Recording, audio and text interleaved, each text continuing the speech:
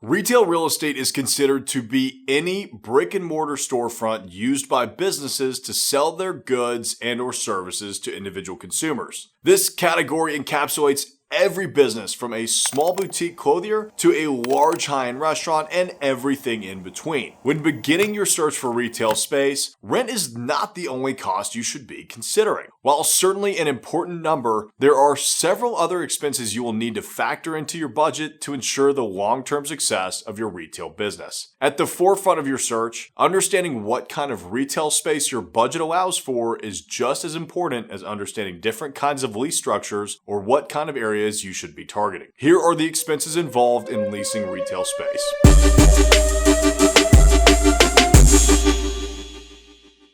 Number 1, triple net expenses. If you have ever begun the process of finding retail space, it is highly likely that you have seen triple net or NNN following a rental rate. These three N's symbolize a triple net lease. Within a triple net lease structure, the landlord is not only charging the tenant a base rental rate, but is passing along the expenses of taxes, insurance, and common area maintenance as well. And we'll cover each of these in more detail shortly. While not every retail lease will be triple net, it is certainly the most common, making it important to grasp what a tenant is responsible for within these lease structures. Property taxes. As with all properties, your new or prospective landlord is required to pay taxes on the retail space that you are considering leasing. If you have agreed to a triple net lease structure, that means this expense will get passed on to you as the tenant. Typically, since the tax rate is not controlled by your landlord, taxes will be a non-negotiable expense. Building insurance. Just like taxes, landlords have little to no control over property insurance rates and will in turn pass this expense on to the tenants who again benefit from using this building. Many types of retail businesses are also required to provide proof of substantial insurance policies to secure the lease in the first place, such as liability insurance. While every business is required to have coverage for liability insurance and workers' compensation insurance, to name a few, certain businesses will be required to provide a minimum amount. This is especially true for larger retail businesses that will be hosting multiple patrons at one time. Common area maintenance. As its name suggests, common area maintenance, or CAM for short, is the blanket term covering the upkeep of all common spaces associated with your retail space. These areas can include lobbies, common area restrooms, parking lots, elevators,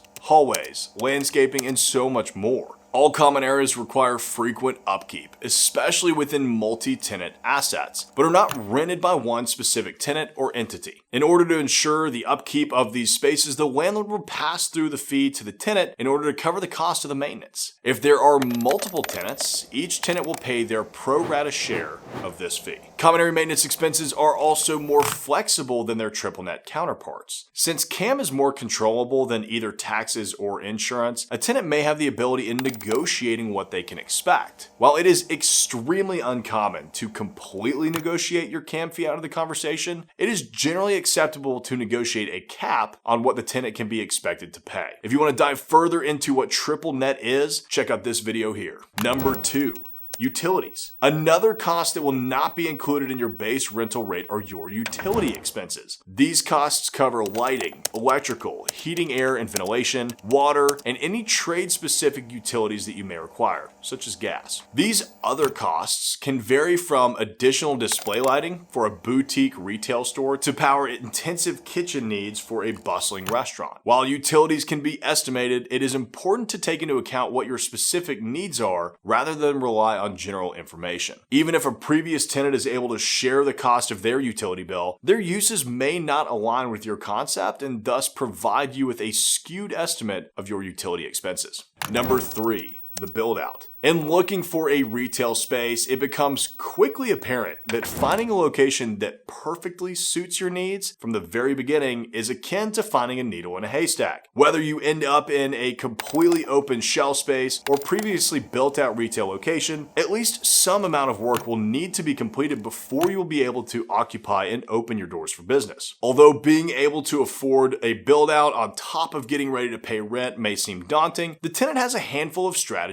to help offset these construction costs. Negotiating tenant improvements. The most common approach is to negotiate a tenant improvement allowance or TIA with your prospective landlord. This allowance is often calculated on a cost per square foot basis of the space. For example, if you were to lease a 5,000 square foot storefront with a $20 per square foot improvement allowance, you would receive $100,000 from the landlord to be put towards build-out expenses. However, it's important to keep in mind that the tenant will be responsible for these costs up front. The large majority of leases will require proof of completion, such as receipts and lien waivers, before a landlord is willing to reimburse the tenant for their work. You can learn more about tenant improvement allowances in this video here. In addition to negotiating TI, another approach would be to go for a rent abatement period. Landlords may also be willing to help offset those costs by offering deferred rental payments or completing some of the work themselves. During this rent abatement period, you, as the tenant, are not responsible for paying the rent, which can help keep your overhead down when building out a space or when you're first launching your business. While there can be a great deal to consider when approaching a build-out, an experienced contractor will be able to help with everything from space planning to budgeting. Number 4, FF&E. FF&E, or furniture, fixtures, and equipment, is another cost that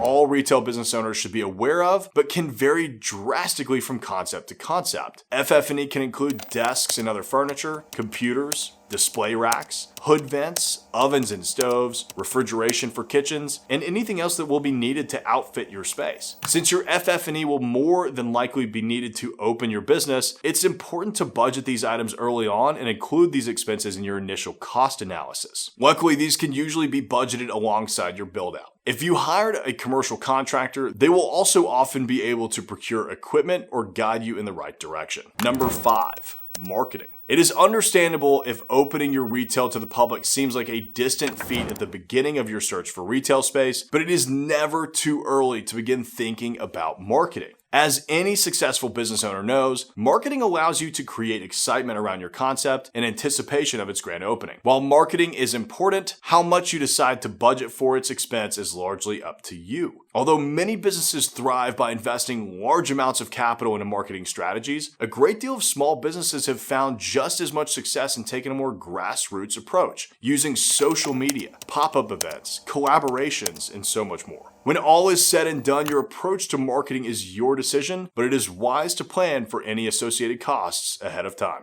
So now that you know the 5 expenses that you need to be aware of on the front end when looking for retail space, check out this video here on how to find commercial space for rent, and I'll see you there.